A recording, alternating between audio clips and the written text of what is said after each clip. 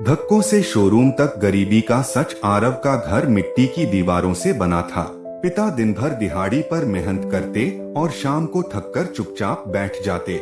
पेट भरने लायक रोटी आ जाती तो गनीमत मानते, लेकिन जब भी बेटे की आंखों में चमक देखते, होठों पर मुस्कान आ जाती। पिता अक्सर कहते, बेटा हम गरीब हैं पर सपने अमीर रख, कभी न कभी मेहनत तुझे वहाँ ले जाएगी जहाँ इज्जत होगी। आरव सपने देखता था, एक दिन पापा को चमचमाती कार में बैठाकर घुमाऊंगा। अपमान का दिन एक गर्मी की दोपहर। आरव और उसके पिता शहर के सबसे बड़े कार शोरूम पहुँचे। पिता हिचकिचाए, बेटा हमारे जैसे लोग यहाँ। आरव ने मुस्कुराकर कहा, पापा बस देखेंगे, सपना देखने का हक तो है ना। दोनों अंदर गए। चारों तरफ चमचमाती गाड़ियाँ, एसी की ठंडी हवा और रोशनी का जादू। लेकिन वहाँ मौजूद मैनेजर ने उन्हें ऊपर से नीचे तक देखा और ताना मारा, ये कोई देखने की जगह नहीं है। यहाँ कार खरीदने वाले आते हैं, सपने देखने वाले नहीं। पिता ने हाथ जोड़कर कहा, भाई बच्चा सिर्फ देखना चाहता है। मैनेजर ने गार्ड्स को बुलाया। पिता बेटे को धक्के देकर बाहर फेंक दिया गया। लोग हंस रहे थे, पिता की आंखें नम थीं। आरव ने जमीन पर गिरी धूल झाड़ी और भीतर ही भीतर कसम खाई, एक दिन यही शोरूम मेरा होगा। आग का जन्म उस रात। पिता खामोश थे। बेटे ने धीरे से कहा, पापा आपको इज्जत दिलाना है, ये अपमान मैंने अपनी नसों में भर लिया है।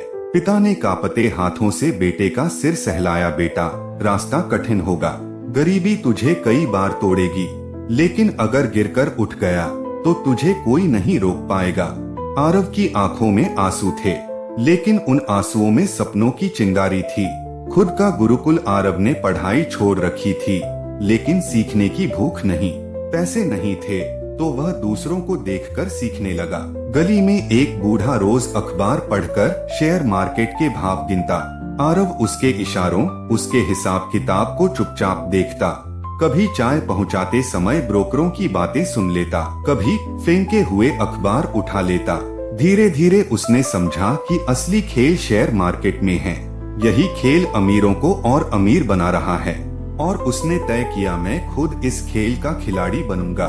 पहली ठोकरें छोटे मोटे काम करके 2500 रुपए बचाए। पहला शेयर खरीदा, 3 दिन में 1500 डूब गए। पिता ने कहा, बेटा ये खेल खतरनाक है, छोड़ दे। आरव ने पापा की आंखों में झांककर कहा, पापा उसी शोरूम में जो धक्के लगे थे ना, वो मुझे हर रोज पुकारते हैं।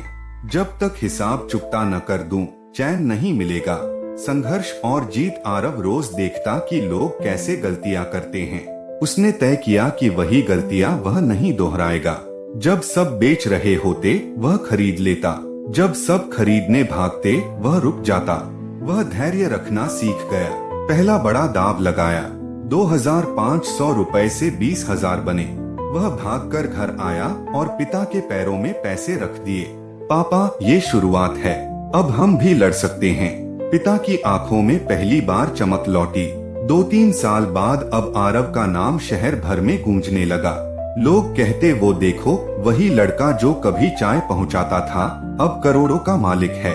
पिता अक्सर उसे देखते और सोचते, जिस बेटे को धक्के खाकर गिरते देखा था, आज वही दुनिया को झुकाकर खड़ा है। लेकिन आरव अब भी उस शोरूम को याद करता था, जिस दिन का हिसाब बाकी था। 3 साल बाद वही दिन आया। आरव एक चमचमाती कार से उतरा, साथ में उसके पिता थे और सामने वही शोरूम था। इस बार वह ग्राहक नहीं, खरीदार बनकर आया था। डील साइन हुई, शोरूम अब उसका था। वही पुराना मैनेजर सामने खड़ा कांप रहा था। पिता की आंखें आंसुओं से भरी थीं। आरव ने पिता का हाथ पकड़ा और कहा, पापा उस दिन हमें गरीब समझकर धक्के मारे गए थे, लेकिन यही धक्के मेरी सबसे बड़ी ताकत बने। आज ये शोरूम हमारा है, अब यहाँ कोई गरीब को नहीं रोकेगा। हर इंसान सपने देखने का हक रखता है। पिता रो पड़े।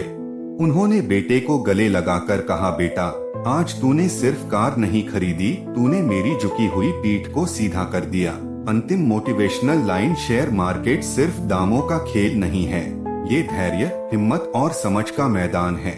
जिस तरह स्टॉक ऊपर नीचे होते हैं, वैसे ही जिंदगी भी उठती गिरती रहती है, लेकिन जो गिरकर भी टिके रहते हैं वही कल की सबसे बड़ी जीत लिखते हैं। याद रखना, भीड़ के साथ चलने वाले भीड़ में खो जाते हैं, लेकिन अपनी समझ से चलने वाले ही इतिहास रचते हैं। सीख, बेइज्जती अगर दिल में जला ली जाए तो वही सबसे बड़ा ईंधन बनती है।